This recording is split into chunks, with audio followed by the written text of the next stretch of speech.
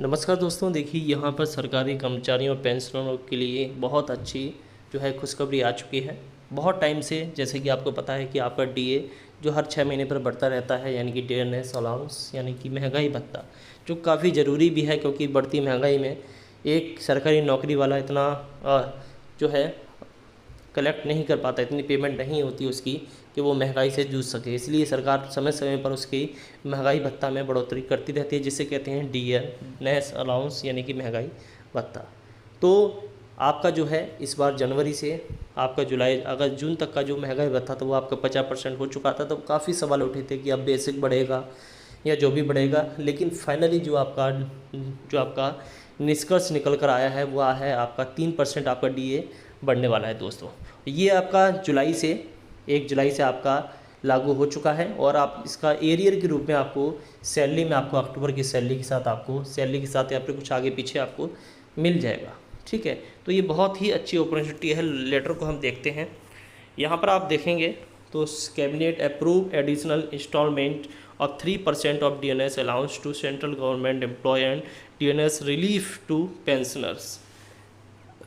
The Union Cabinet, chaired by the Prime Minister Shri Narendra Modi, has approved an additional installment of DNS allowance to central government employee and DNS relief यानी कि DR2 यानी कि pensioner के लिए 2 pensioner 1/7/2024 से representing an increase of 3% over the existing rate of 50% of the basic pay pension to compensate against price rise। ठीक है ना, यानी कि यहाँ पर 50% ऑफ बेसिक पे पेंशन वगैरह के हिसाब से आपका 3% यहाँ पर आपका बढ़ जाएगा दोस्तों।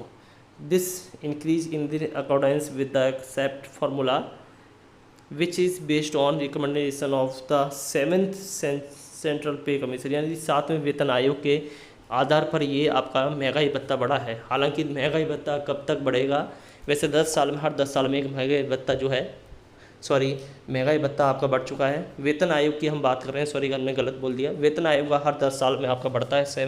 7वां वेतन आयोग आपका चल रहा है, 2016 से लागू है। इसके बाद 2026 में आपका 8वां वेतन आयोग लागू होगा। उसको लेकर काफ़ी सिफारिशें चल रही हैं, काफ़ी चर्चाएँ भी चल रही हैं, काफ़ी मीटिंग भी चल रही हैं। तो देखते हैं उसका कंक्लूजन क्या आता है। फाइनली यहाँ पर देखते हैं he combined impact of exchequer on account of both DA and DR would be इतना जो है 9,448.35 करोड़ पर एनम जो है इन पर जो है अब बजट इनका बनने वाला है। और दिस विल बेनिफिट अबाउट यानी कि यहाँ पर जो है 49 लाख के करीब जो है कैंडिडेट सेंट्रल गवर्नमेंट के एम्प्लॉय और साथ में 64 लाख 64.5 के करीब पेंशनर को अब जो है फ़ायदा मिलने वाला है इस चीज़ से।